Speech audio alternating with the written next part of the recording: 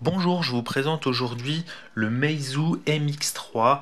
Donc c'est un smartphone qui est disponible en France. C'est une marque pas très connue, donc une marque chinoise qui est déjà bien établie en Chine et qui débarque donc depuis quelques semaines, quelques mois en France. Donc ici c'est le premier modèle et d'ailleurs le seul pour l'instant qui est disponible sur notre territoire.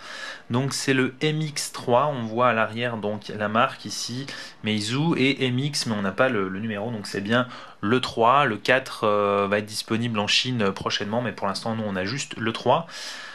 Donc ça a beau être un smartphone chinois, il joue vraiment sur le haut de gamme, donc on voit déjà qu'on a une finition, alors bon c'est du plastique hein, à l'arrière, qui est plutôt sympa. On a un petit bord ici, très, très léger, très fin, en aluminium. Mais pour le reste, c'est tout du plastique. Alors, pas mal de monde voit un rapprochement avec l'iPhone 3, enfin les iPhone 3G, 3GS, etc., qui étaient aussi un petit peu courbés comme ça sur l'arrière en fait en plastique. Bon, voilà, c'est pas, moi ça me choque pas plus que ça. En plus, c'est des modèles assez anciens, donc bon, du coup, c'est pas vraiment un problème pour moi. Voilà, donc il est plutôt sympa. Il a une taille plutôt bonne, hein, il tient bien dans la main. Euh, Au niveau des caractéristiques techniques, donc on est sur un écran de 5,1 pouces, donc du coup pour dire que c'est 5,1 pouces, je trouve qu'il tient quand même assez bien dans la main, il est pas vraiment trop encombrant. En plus il est très arrondi, hein, tant sur les angles ici que sur les courbes à l'arrière, donc du coup il n'est pas très épais non plus, donc il tient vraiment bien dans la main, ça c'est plutôt pas mal. Donc 5,1 pouces sur une résolution de 1080 par 1800. Alors, c'est un petit peu étrange parce que d'habitude on est en 1920 par 1080, là on est en 1800 par 1080, voilà, donc c'est un petit peu plus petit. Bon, c'est un petit peu étrange à ce niveau-là. Au niveau de l'appareil photo qu'on voit ici, on est sur du 8 mégapixels avec flash LED, autofocus, géotagging, etc. Au niveau des performances, on est sur un processeur quad-core 1,6 GHz, donc c'est plutôt pas mal comme on va le voir par la suite.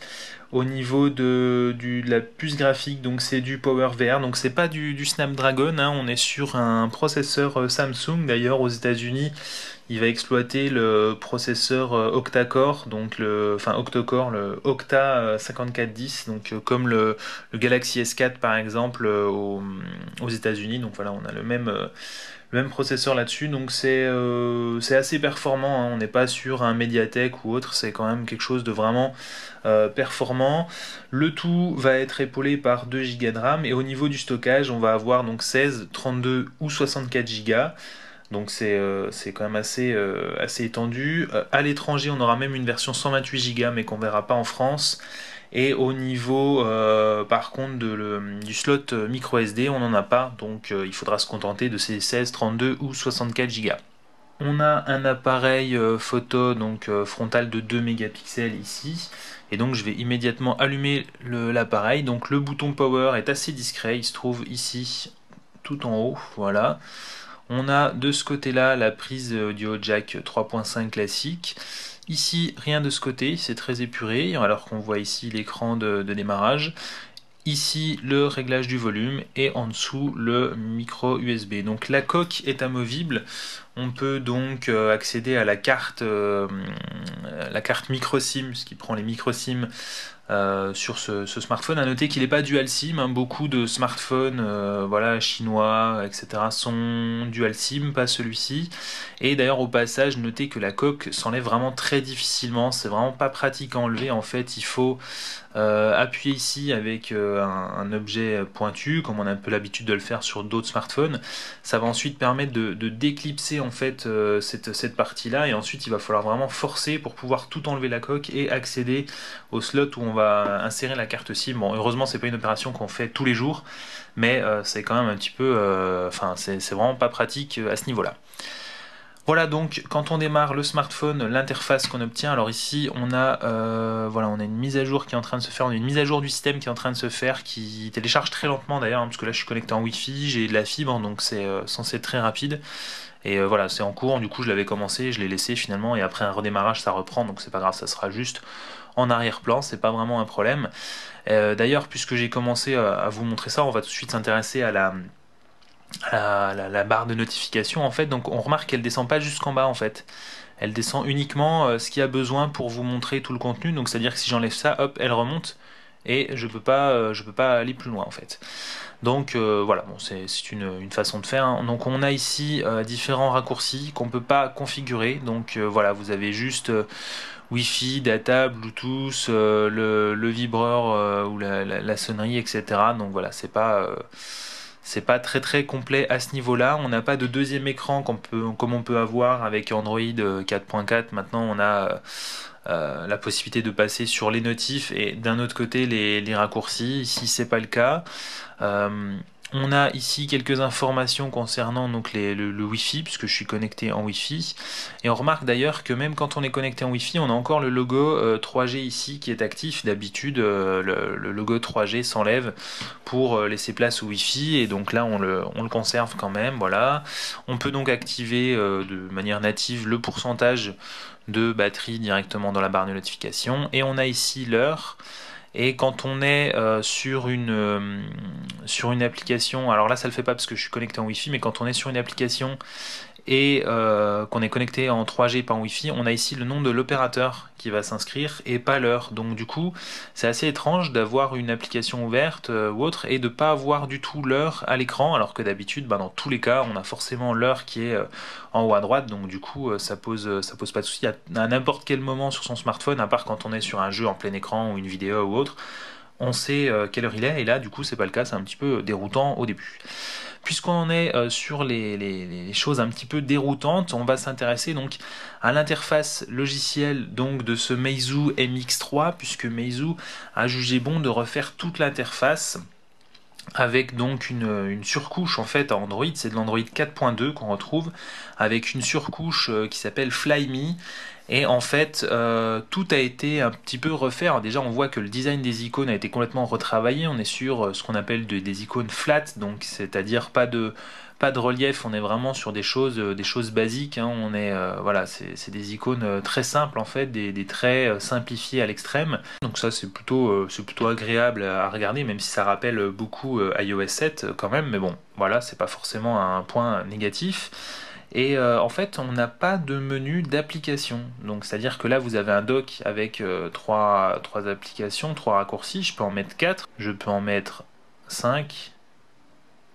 Et par contre, là, je peux pas en mettre plus. Voilà, donc c'est déjà pas mal, on peut en mettre 5. Là, du coup, comme vous le voyez, on peut réorganiser un petit peu comme on veut toutes ces icônes.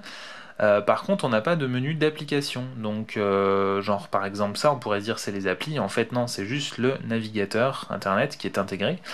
Et du coup, on n'a pas d'application. En fait, tout va se mettre sur ce bureau-là, un peu comme un iPhone en fait. Alors, on va pouvoir intégrer des widgets, donc c'est pas complètement comme un iPhone. Donc, je peux par exemple mettre ça ici.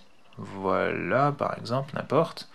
Voilà, donc là on a quand même un écran qui ressemble un petit peu à un Android, mais les raccourcis de toutes ces applications seront forcément quelque part sur le bureau, alors soit sur le premier bureau, soit sur le deuxième, soit sur un autre qui va s'ajouter par la suite quand il y aura besoin. Mais de base, on a forcément du coup tous ces raccourcis qui vont être, alors bien sûr on peut faire des dossiers comme on le voit ici, on a forcément tous ces raccourcis qui vont être là sur le bureau, on va pas pouvoir avoir quelque chose de complètement épuré comme ce serait potentiellement le cas si on le souhaite sur un Android classique. Donc c'est un petit peu étrange. Et autre chose que vous aurez peut-être déjà remarqué, c'est ce bouton ici central. On n'a pas de bouton retour ou menu ou autre. En fait, quand on est sur une application, on va avoir donc cette petite barre ici qui va donc servir de retour ou qui va intégrer donc d'autres raccourcis comme le menu, ou ici on avait un petit bouton plus pour créer un nouveau fichier. Donc voilà, en fait on a le bouton Home ici, et on n'a pas de bouton retour, ça va être intégré ici, donc c'est un petit peu étrange, parce que d'habitude on a soit donc tout qui est intégré en dehors de l'écran, soit tout qui est intégré dans l'écran, mais on n'a pas donc une partie ici et l'autre partie ici donc sur l'écran. Voilà, donc c'est un petit peu une façon de faire, c'est un peu étrange.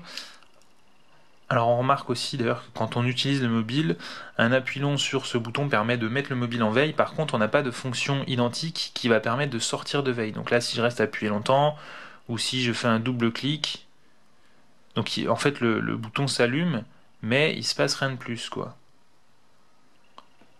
Voilà, on n'a pas une fonction qui va permettre de sortir le mobile de veille, donc il va falloir appuyer sur le bouton Power, qui d'ailleurs est assez peu facile d'accès. Donc le mobile n'est pas très grand, mais en fait on aurait vraiment préféré un bouton ici Power qui tombe un peu sous le pouce à ce niveau-là, plutôt qu'un petit bouton caché ici, parce que là il va falloir en fait coulisser, c'est toujours pareil, hein, coulisser le mobile ici pour le descendre sur sa main, pour pouvoir accéder à ce bouton là et ensuite voilà le remonter et le tenir de façon un petit peu plus normale. J'en profite pour vous montrer donc l'écran d'accueil enfin l'écran de déverrouillage en fait de ce smartphone. Alors on est habitué un peu à faire ça pour déverrouiller, et là en fait non, il va falloir partir du bas comme l'indique cette petite flèche, partir du bas comme ça pour déverrouiller. Voilà, donc c'est un petit peu contraignant, on va dire, puisque c'est voilà, ça sert à rien de faire un truc vers le bas si on, enfin bon voilà, on est plutôt habitué à pouvoir faire sur tout l'écran.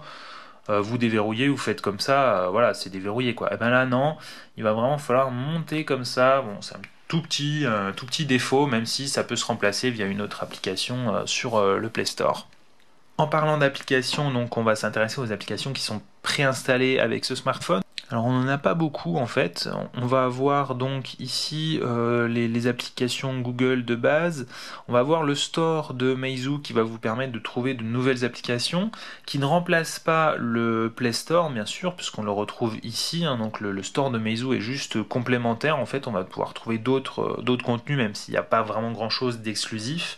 On va avoir les applications classiques comme Agenda, tout ça, mais qui ont été retravaillées par Meizu, donc c'est d'autres applications, hein. Voilà, ici le réveil, l'application d'email donc qui va être en plus de Gmail, la calculatrice, un player audio, un player vidéo,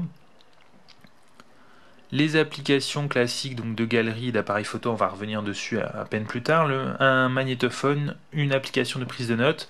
On va voir bien entendu ici, voilà, Google Maps, qui est donc l'application classique de Google Maps. Évidemment, Meizu n'a pas retravaillé toute l'application Maps. Par contre, on voit que l'icône a été quand même modifiée, donc ils veulent vraiment voilà, personnaliser l'interface au maximum, même s'ils gardent l'appli, parce qu'ils ne peuvent pas se permettre de la refaire. Ils vont quand même refaire l'icône, voilà. Et donc voilà, c'est un peu pareil pour toutes les applications.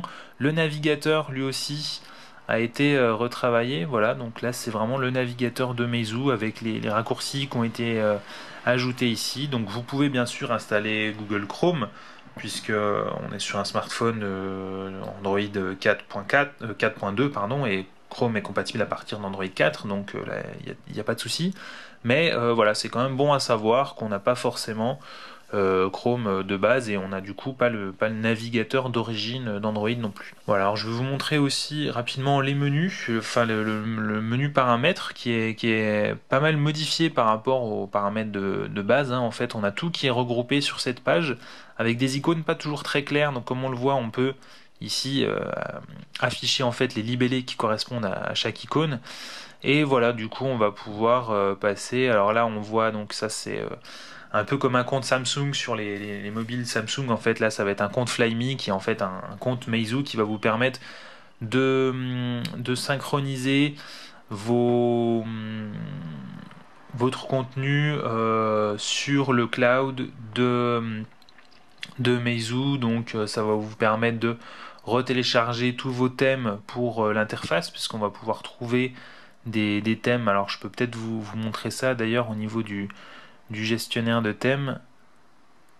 Voilà, pour récupérer d'autres thèmes. Le problème évidemment c'est que c'est en chinois, donc là forcément on retrouve pas tout, tout n'a pas encore été vraiment traduit, et là comme c'est le store, comme on le voit, hein, l'interface du smartphone a été bien traduite, mais ça c'est un store qui du coup est accessible dans le monde entier, donc forcément on n'a pas vraiment tout qui est disponible. Alors si je prends par exemple ça, voilà, alors là c'est un thème payant, donc c'est un peu perdu pour là-dessus, mais voilà, celui-ci par exemple il est gratuit. Alors ça n'a pas l'air très beau, mais je vais quand même essayer de le prendre. Voilà, donc on voit ici ça fait 30 mégas, donc je suis en train de le télécharger, c'est un petit peu lent. Au passage, on peut remarquer que donc ici j'ai différentes notifications et en fait on n'a pas les icônes de base des notifs. Donc là je peux pas savoir quelle application m'a laissé une notification parce que là par exemple j'ai donc le jeu Ingress qui m'a notifié et donc normalement j'ai ce logo là qui est dans la barre de notification là-haut.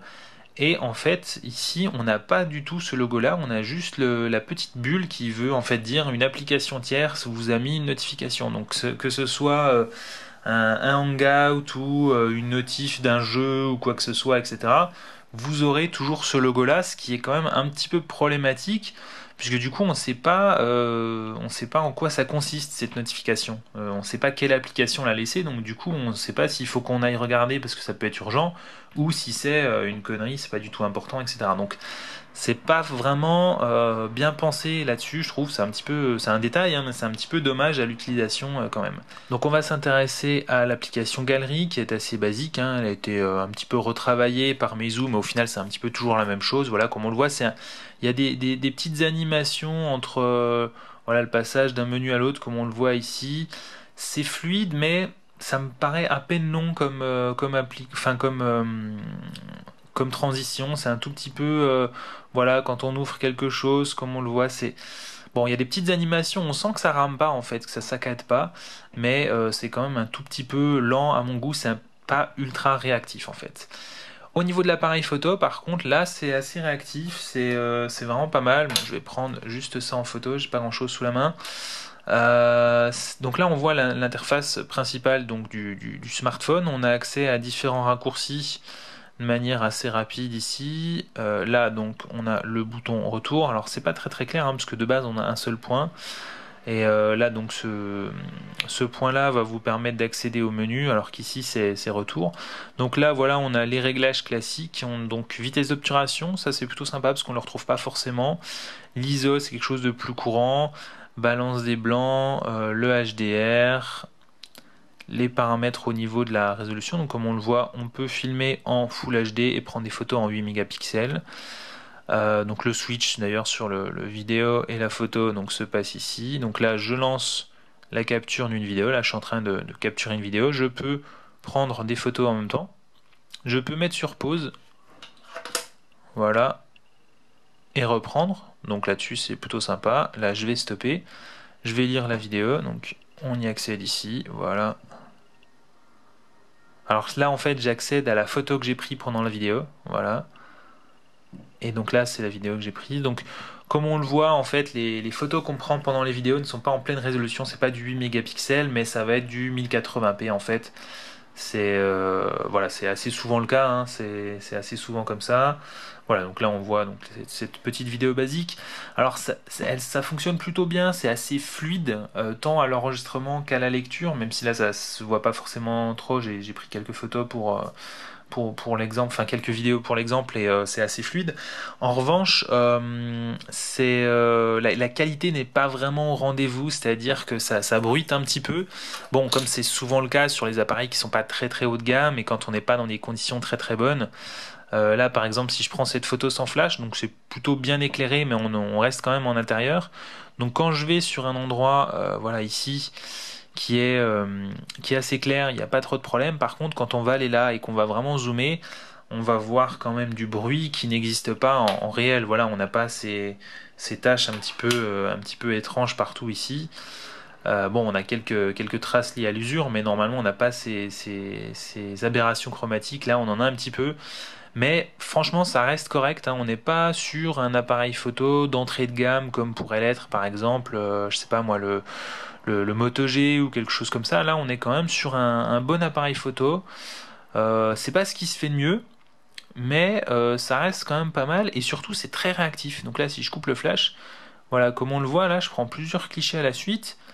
Et là, mine de rien, j'ai pris au moins une douzaine. Voilà, 2, 4, 6, 8, 10. Voilà, j'ai pris une dizaine de clichés vraiment rapidement, donc c'est plutôt pas mal. La qualité est pas toujours au rendez-vous, vous serez de temps en temps déçu quand les conditions sont un petit peu limites, mais globalement c'est quand même pas mal quoi. Alors, j'ai pas montré les différents modes voilà, aussi de capture. On a un mode macro que j'avais pas utilisé là pour une photo qui est pourtant en macro, donc du coup le mode auto va automatiquement switcher. On a évidemment un mode panoramique, le classique mode nuit, embellissement du visage, texte, etc. Voilà. Alors j'en avais pas parlé, mais on a aussi évidemment un capteur frontal qui est pas extraordinaire quand même comme c'est assez souvent le cas. Voilà, on voit par exemple ici au niveau de la balance des blancs, elle est bien réalisée. Enfin au niveau de l'équilibrage de la luminosité, c'est assez bien réalisé, mais alors c'est vraiment tout ou rien quoi. C'est-à-dire qu'on peut choisir, c'est bien, on peut choisir où faire la mise au point, on voit vraiment la différence, mais c'est vraiment tout ou rien. Là je vois que moi et pas le reste. Et là voilà, je suis tout sombre. Donc si je prends une photo ici, voilà comme on le voit, ça va très vite être flou. Avec énormément de bruit. Donc c'est vraiment pas au niveau des clichés qu'on va prendre avec l'appareil photo principal en 8 mégapixels. Ça va quand même être vraiment, on est sur une autre optique, hein, on le voit, on n'est vraiment pas du tout sur la même qualité d'image. Voilà, donc au niveau des performances, il est plutôt bon, il s'en sort vraiment bien. Alors j'ai pas fait tous les benchmarks habituels, mais sur la plupart des jeux, ça va assez bien tourner en fait. J'ai testé Real Racing, alors que j'ai enlevé là parce que du coup je l'avais reseté. Mais voilà, Real Racing tourne sans problème. Ingress, qui est un jeu assez gourmand, tourne bien. Alors c'est pas ultra fluide dans certains cas, mais ça reste quand même vraiment pas mal pour 90% des usages. Ça va être quand même bien. On est, je dirais, on est à peine en dessous d'un Snapdragon 800, donc d'un Nexus 5 par exemple. Et comme on a 2 Go de RAM, du coup, globalement, ça suffit pour la plupart des usages là aussi. Au niveau du GPS, il est assez précis. J'ai déjà connu mieux, mais bon, c'est par exemple moins bon qu'un Xperia Z2 qui s'en sort vraiment très bien sur le GPS. Par contre, c'est à peu près au niveau d'un Nexus 5, donc c'est pas toujours très très précis, c'est pas toujours très très réactif, mais globalement, ça suffit à la plupart des usages. Donc vient ensuite la question de l'autonomie, puisqu'avec une épaisseur de 9 mm et surtout des bords un peu arrondis, donc du coup on perd un petit peu de place, on, Meizu n'a eu la place que pour une batterie de 2400 mAh, donc c'est pas vraiment extraordinaire, même si par exemple un Nexus 5 qui a un écran à peu près de la même taille, 0,1 pouce de moins, a une batterie de seulement 2300 mAh, donc ici 2004 c'est quand même pas si mal. On a des smartphones comme le S5 qui vont monter à 2006 ou même le HTC One M8 qui vont monter au-dessus. On a voire même le Xperia Z2 qui a plus de 3000 mAh, il a 3200, donc là forcément on va pas être au niveau de ces smartphones qui sont un petit peu au top de ce qui se fait dans le domaine, mais ça reste quand même correct, vous pourrez tenir une journée d'utilisation normale. Par contre, autant je trouve qu'il s'en sort plutôt bien en lecture de film, en lecture même en lecture audio, ça passe, même en surf, il s'en sort plutôt bien, ça baisse pas trop vite, même en luminosité maximum. D'ailleurs là on est en luminosité maximum, et bon ça suffit pour une utilisation au soleil, hein, l'écran est plutôt bon d'ailleurs, j'en ai pas encore parlé. Mais donc du coup pour revenir à l'autonomie, il s'en sort plutôt bien, par contre je trouve qu'en veille il consomme un petit peu, donc si vous êtes connecté au réseau, j'ai l'impression qu'il consomme quand même pas mal. Il a peut-être du mal à actualiser tout ce qui est mail, notification, etc. Mais globalement, je trouve qu'il consomme quand même un petit peu sur. Donc en veille, en fait, on a une diminution un petit peu entre guillemets anormale, enfin un tout petit peu plus élevée que pour les autres téléphones de la batterie. Donc c'est un petit peu dommage à ce niveau-là. Mais globalement, c'est pas catastrophique, ça reste quand même vraiment correct. Donc le Meizu MX3 sera proposé en France à 449 € en 16 Go, 499 en 32 Go et 549 en 64. Donc en gros, on commence à 450 € pour le 16 Go et on rajoute 50 € à chaque capacité. Donc c'est relativement cher pour ce smartphone, c'est même plus cher qu'un Nexus 5 par exemple, qui a à peu près les mêmes caractéristiques techniques, mais bon, qui est quand même supporté par Google, etc. Et du coup, Meizu propose une ODR, une offre de remboursement de 50 euros. Donc en gros, vous enlevez 50 euros sur chaque prix que je vous ai donné. Donc on commence à 400 euros pour la version 16 Go et on termine à 500 euros pour la version 64 Go. Donc c'est déjà un petit peu mieux, mais ça reste encore trop cher, surtout que par rapport au Nexus 5 qui du coup est encore moins cher, même avec l'ODR comprise. Par rapport au Nexus 5, en fait, ce smartphone a un gros point faible, c'est qu'il ne fait pas 4G. Et oui, c'est son gros défaut, donc j'en ai pas encore parlé sur ce test pour maintenir un petit peu quand même l'intérêt de ce smartphone. Donc il va être compatible H+, 3G, etc. mais pas 4G. Donc sur aucun opérateur français, il permettra des débits relatifs à la 4G. Donc là-dessus, c'est vraiment un gros problème puisque qui va acheter maintenant que tous les opérateurs, même les opérateurs low cost que sont Soch, BNU, etc., tout le monde propose la 4G sans supplément. Dès que vous avez un forfait avec 1 ou 2 Go de data, c'est forcément de la 4G. Quasiment toutes les villes sont couvertes, surtout chez Bouygues, on a 60% de la population qui est couverte maintenant. Donc vraiment, qui va vouloir acheter un smartphone haut de gamme avec un appareil photo 8 mégapixels, un processeur quad-core, 2 Go de RAM, un écran Full HD de plus de 5 pouces? Qui va vouloir un mobile qui fasse seulement 3G, un mobile qui vient de sortir, acheter plein tarif à 400 euros minimum, qui fasse seulement 4G? Voilà, je pense que c'est vraiment un gros point faible, mais au moins on sait un peu à quoi s'en tenir pour le prochain smartphone qui sera donc le MX4, qui lui bien sûr sera 4G, hein. C'est bien entendu le plus gros défaut de ce smartphone, donc forcément ils vont le corriger. Donc voilà, au moins on sait un peu à quoi s'en tenir. Sachez que les Meizu ont une finition plutôt correcte, une interface vraiment particulière, on aime ou on n'aime pas. Moi, je suis pas ultra fan, mais au moins ça permet de se démarquer un petit peu de la concurrence. C'est quand même plutôt sympa. Au moins, on n'a pas un Samsung comme tout le monde, ça change un peu. Et donc voilà, on sait un peu à quoi s'en tenir, quelle est cette marque, ce qu'ils proposent. Pour l'instant, ils ont donc un seul modèle qui est 3G, donc que je recommande pas vraiment. Mais on peut surveiller de près le Meizu MX4 qui sera peut-être plus compétitif au niveau du prix, puisqu'à mon avis celui-ci va pas forcément très bien se vendre. Il y a pas mal de concurrence moins chère, en particulier au niveau des Wiko par exemple, ou même le Nexus 5 hein, tout simplement, ou même les modèles de l'année passée comme le G2 qui commence à baisser de prix un petit peu. Donc, qui est supérieur au niveau performance, en particulier en photo et en autonomie. Donc voilà, je pense que les défauts principaux de ce Meizu MX3, ce sont donc le prix trop cher et l'absence de 4G. Et je pense que le MX4 va reprendre principalement les mêmes caractéristiques et donc avec probablement en France un prix qui sera légèrement inférieur et surtout l'arrivée de la 4G. Donc du coup on en reparlera à ce moment-là.